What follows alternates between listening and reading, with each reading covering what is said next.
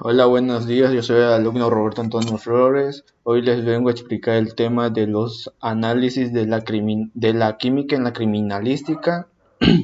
Bueno, comencemos. Los principios básicos de química para la criminalística. Bueno, ¿qué entendemos por la química en la criminalística? Uno de sus conceptos de la química forense es la rama de la química que estudia las interacciones entre compuestos de naturaleza orgánica e inorgánica. Existen en las escenas de reunión como pigmentos, trozos de tela, vidrio, restos de objetos de arte, pólvora, sangre y tejidos, entre otros, y tiene como objetivo el contribuir desde el punto de vista científico al, al esclarecimiento o resolución de hechos delictivos. Y aquí, como por ejemplo yo puse que es la aportación de la química forense, pues a lo que yo entendí verbalmente es la especialidad química que se ocupa del estudio de las reacciones químicas entre compuestos naturales, orgánicas e inorgánicas existen en escenas de crimen. Como por ejemplo, voy a dar una opinión, podríamos ir a un caso o a un hecho o a un asalto.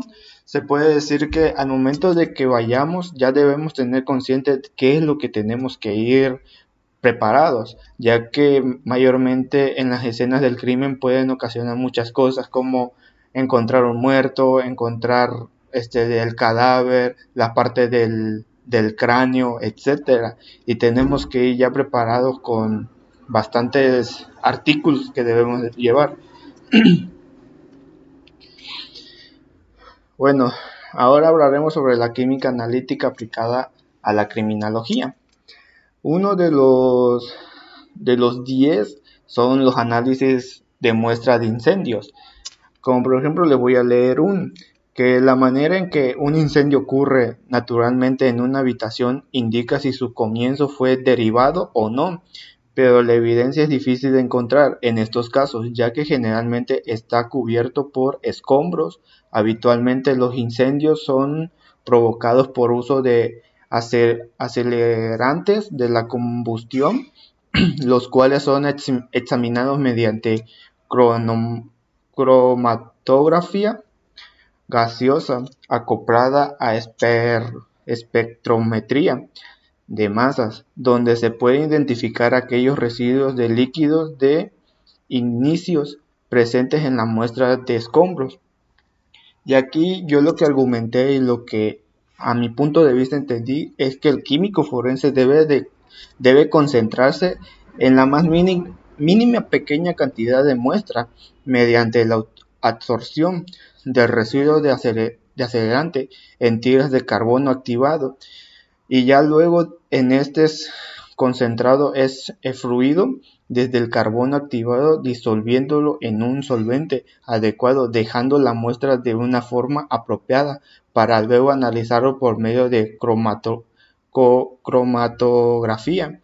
Mayormente esto se va basando por mediante pruebas, ya que cuando mezclamos las que son una prueba, supongamos, de sangre o una prueba de vino tinto o de vino cual sea, etcétera, podemos ver que al momento de mezclarlos con el cromatografía se va disolviendo, y ahí podemos ir argumentando de que si fue si fue un incendio lo que ocasionó o si fue por sí solo, ya sea por tanque de gas o la misma estufa que hizo cortocircuito, etcétera.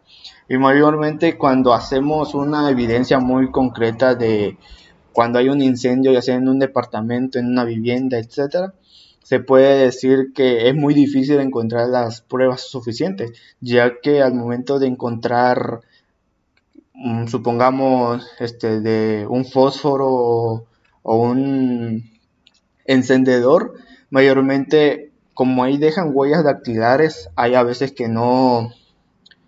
eso se quema junto con toda la evidencia, y una vez quemándose ya no podemos encontrar ninguna solución a lo que queremos dar a entender o queremos llegar a concluir. Mm, Rastreo de huellas dactilares.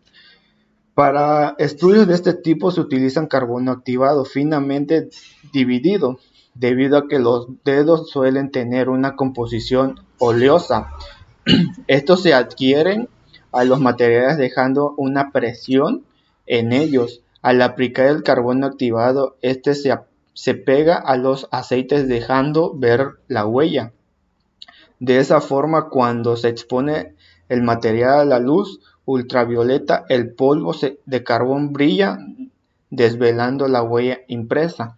Mayormente, como podemos ver en la imagen, el polvo activado es del botecito. Y cuando una persona deja, supongamos, en una hoja blanca o en un papel, de una marca de una mano junto con las llamas de los dedos, podemos encontrar con el carbón activado con la brocha. No exagerar demasiado, porque una vez si exageramos o si llegamos al límite de poner bastante pólvora, se puede decir que se perdió la huella, perdón. Y si le damos duro con el pincel, se puede decir que no podemos obtener nada luego. ¿Por qué? Porque al momento donde estamos pasándole duro, se puede decir que la huella se va desboronando y queremos llegar a las huellas dactilares para llegar a una conclusión verbal de quién fue el sospechoso. Como otro punto, los análisis de pisadas. Los análisis de pisadas son los ensayos fisioquímicos, sirven en el caso de estudiar las huellas de pisadas dejadas en una escena del crimen, para luego compararlas con las obtenidas desde el calzado de algún sospechoso. Ah, mediante un procedimiento, electroestático, se obtiene la muestra final sobre una matriz gelatinosa, la cual contiene una capa de adhesivo que permite levantar las huellas de casi la gran mayoría de la superficie, incluyendo materiales porosos o carbónicos. Mayormente en las escenas del crimen, cuando supongamos o demos un ejemplo claro, cuando llegamos a una escena del crimen, vemos cómo ponen del 1 al 5, 10, 6, 7, 8, 9, 10, que empiezan a poner los tipos de pruebas que hay en cada caso. Y mayormente cuando al momento de que, supongamos, ven una pisada, ahí se puede decir que otra vez agarramos el ¿cómo se llama?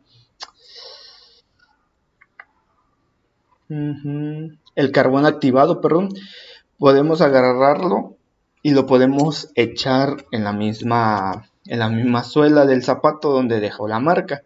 Mayormente puede haber distintas partes. ¿Por qué? Porque al momento de que dejen la huella, podemos ver el tipo de calzado. Si es un pie de este tamaño, un pie de otro tamaño, se puede diferenciar el tamaño de pie y el tamaño de calzado para empezar.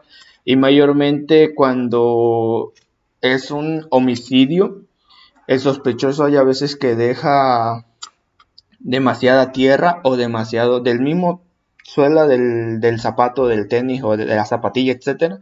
Podemos identificar que ahí mismo está el número del calzado en la parte de abajo, o a veces hasta en las escenas del crimen, por las prisas de cometer el homicidio, dejan tiradas cualquier tipo de cosas, y mayormente hay a veces que por la desesperación dejan los zapatos. El siguiente punto es rastro de pintura. Este rastro de pintura me llevé más a la conclusión, y para leerlo nada más, que es el rastro de pintura que queda en un accidente de auto, donde el culpable huye de su vehículo. Sirve para relacionarla con el vehículo sospechoso. De esta manera se puede obtener datos sobre la manufactura del vehículo y el año en el que se fue fabricada.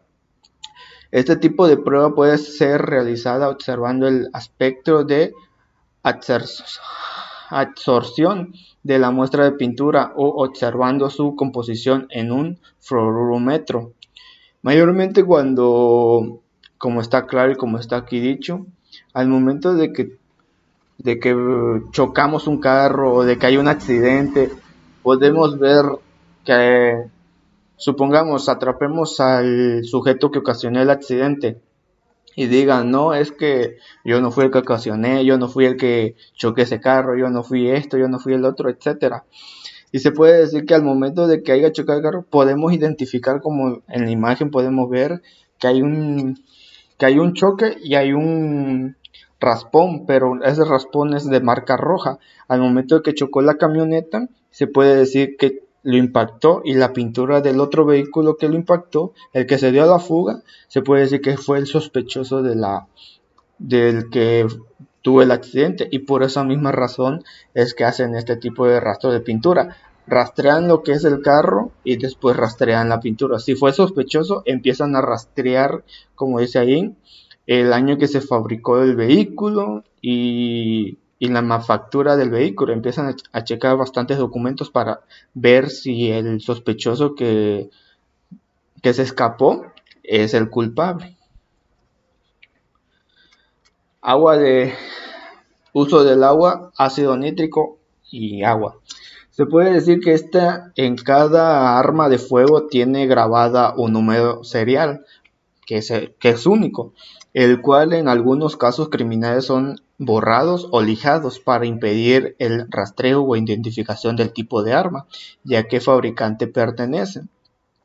Mayormente el uso de la restauración química, en este caso el uso de agua fuerte, estos números pueden volver a ser legibles nuevamente.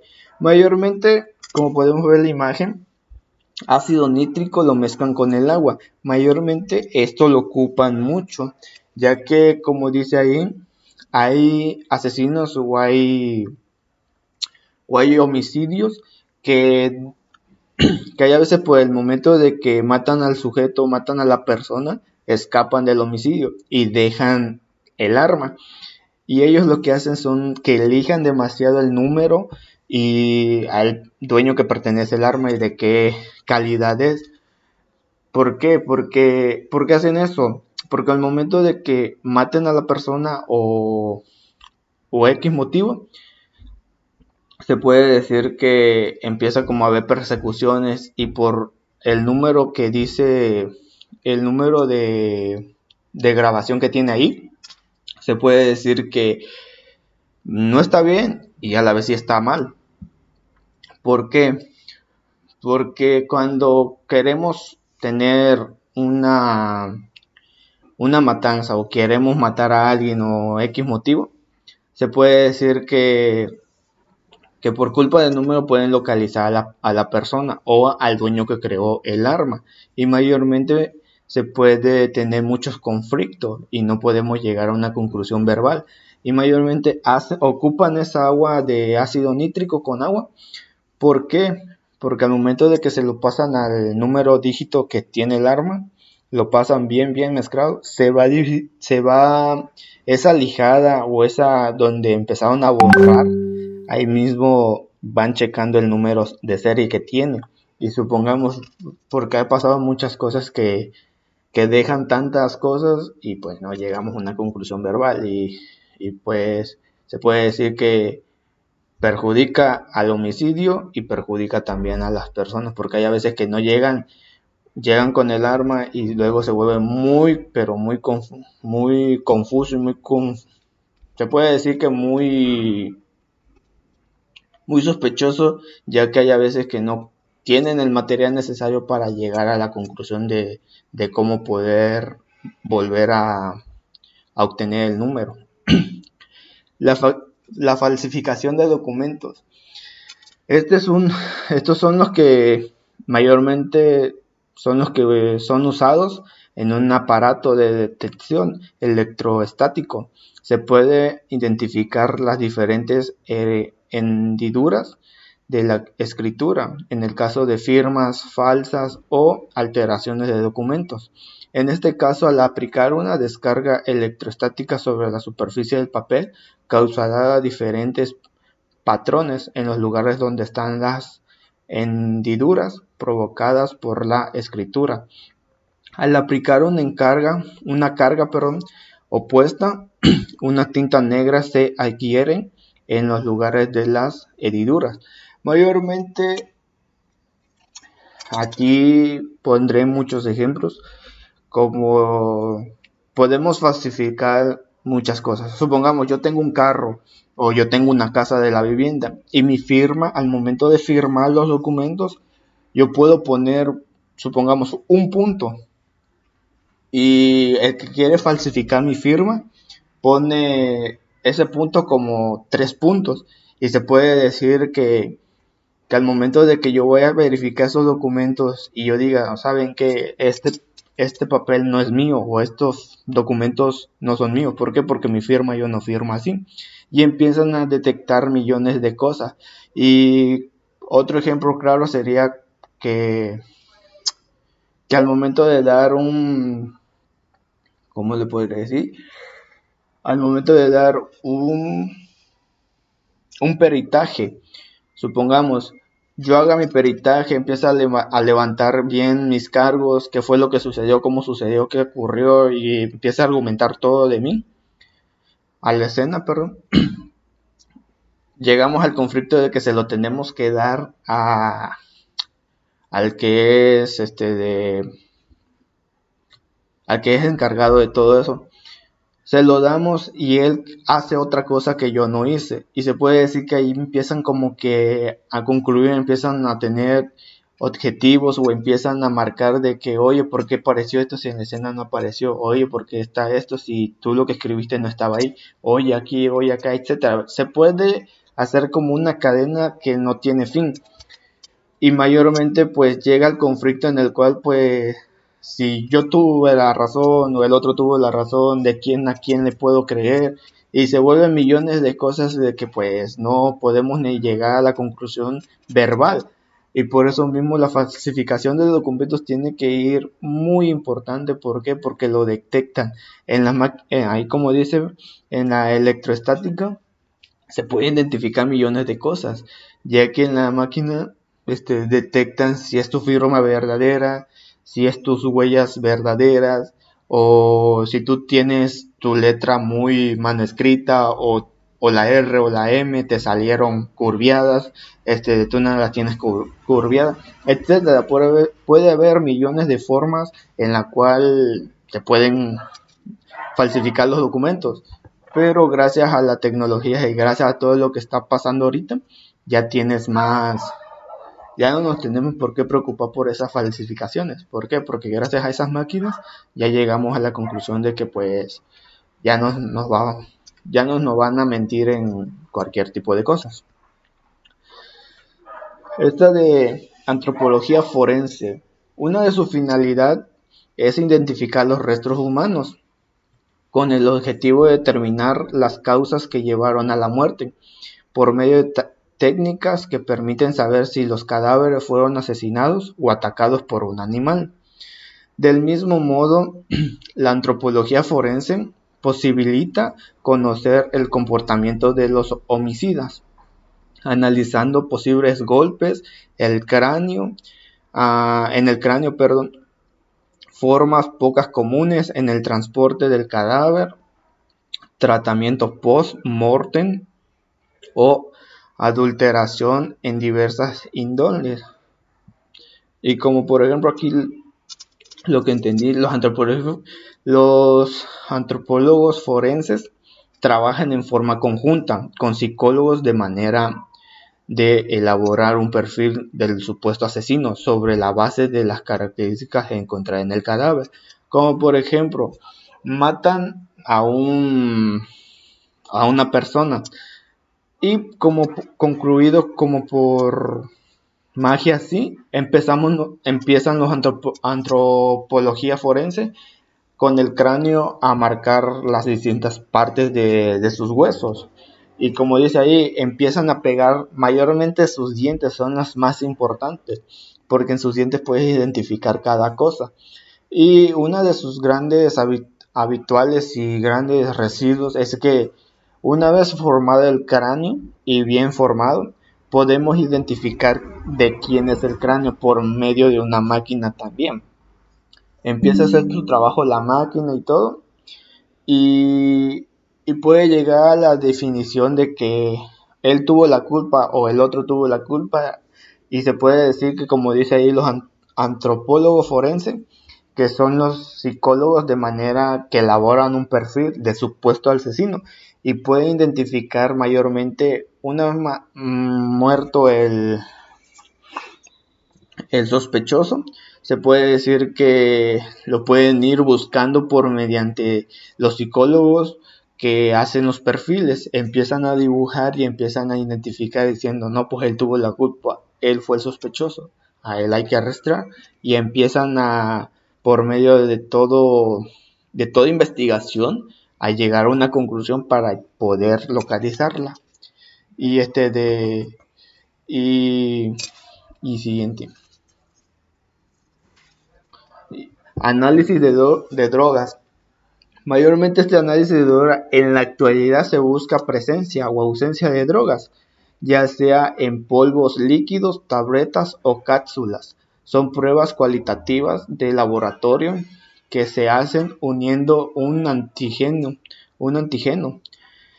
en su anticuerpo homólogo en su anticuerpo homólogo para identificar y calificar el antígeno y anticuerpo específicos de una muestra. A esto se les denomina inmunoensayos.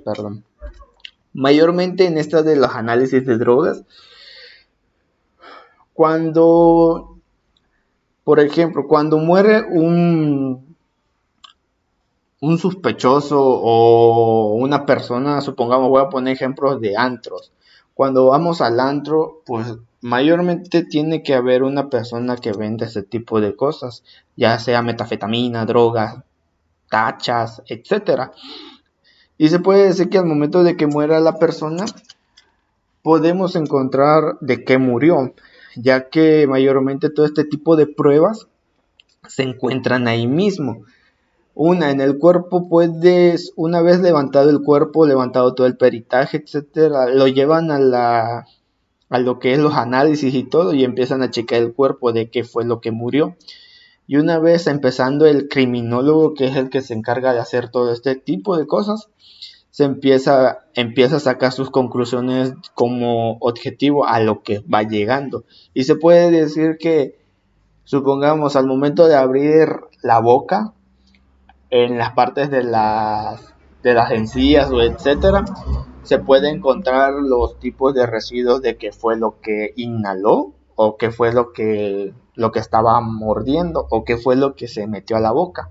Como por ejemplo también se puede decir que al momento de que inhalas la cocaína te quedan poquitos polvitos aquí, o hay a veces que ni uno se limpia y por sobredosis se puede morir igual, o hay a veces que por la sobredosis te queda muchos residuos de unos gramitos, aquí te pueden quedar, o hasta en la misma nariz, en los pelos que tienes te quedan metidos ahí, y al momento de que empiezan a checar todo eso pueden encontrarlas y pueden decir, ¿saben qué? Murió esta persona de sobredosis de cocaína, o las famosas tachas, que son las que se meten en la lengua, y una vez encontradas en el estómago te empiezan a checar todo tipo de cosas y te lo encuentran en el estómago, y ahí te puedes dar cuenta de que murió la persona.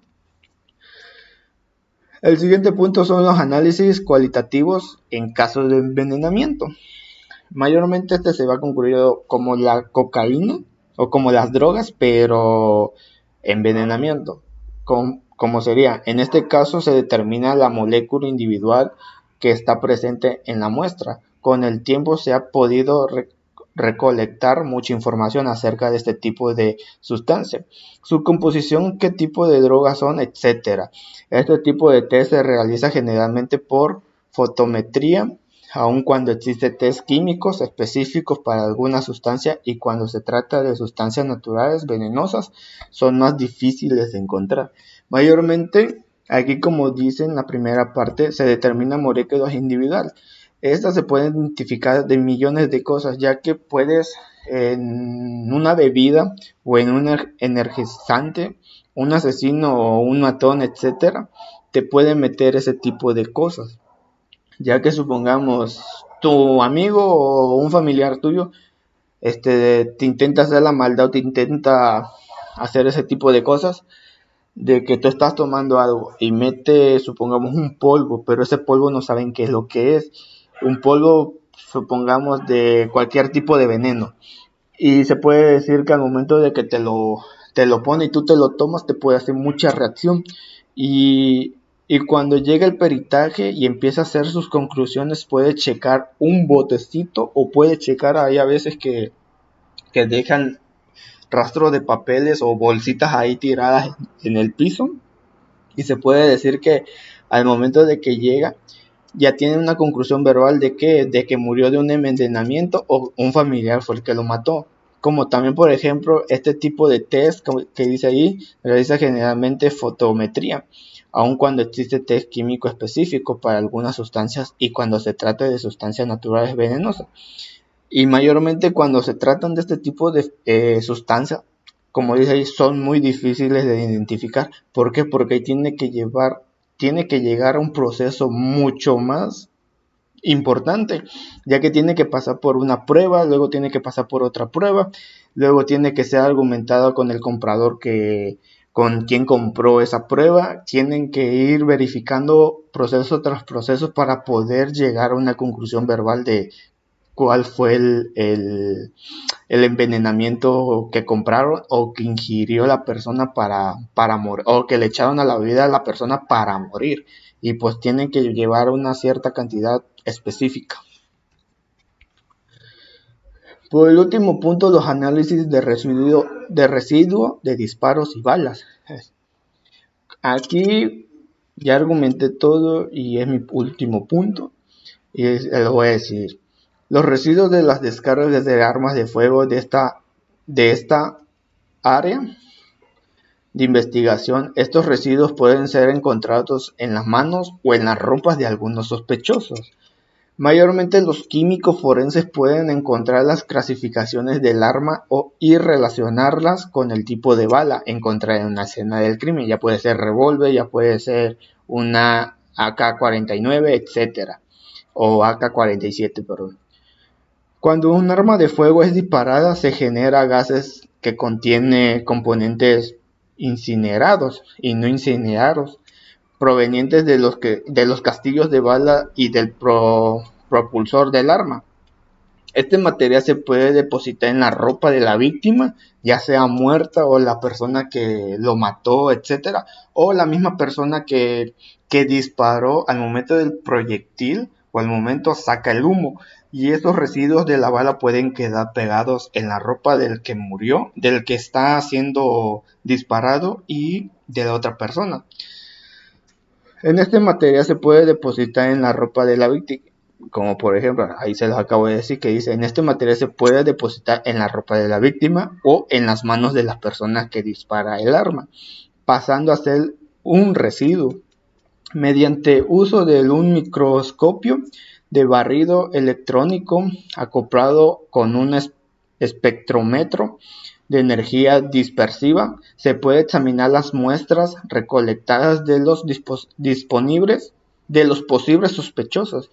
Y como se los dije ya por concluir, mediante estos usos de microscopio de barrido electrónico acoplado con este espectrómetro de energía dispersiva, mayormente con todo este tipo de herramientas se pueden encontrar mucho más fácil, ya sea el proyectil, el cartucho de la bala o el número o el arma que fue disparada, para que pueda apoyarse y llegar a la conclusión de que sabes que fue él, lo mató, fue un revólver, tal número, llevaba pólvora de esta, su cartucho es tal, etcétera. Pueden llegar a una conclusión mucho más fácil y llegar a la conclusión de atrapar al sospechoso. Y pues para que no se los compliquen tanto y se puede llevar para concluir mucho más fácil, mucho más, para no matarse entre sí y llegar a la cierta cantidad que quieren llegar, de que saben que fue él lo mató, etcétera. Y pues eso fue todo de mi parte y pues muchas gracias.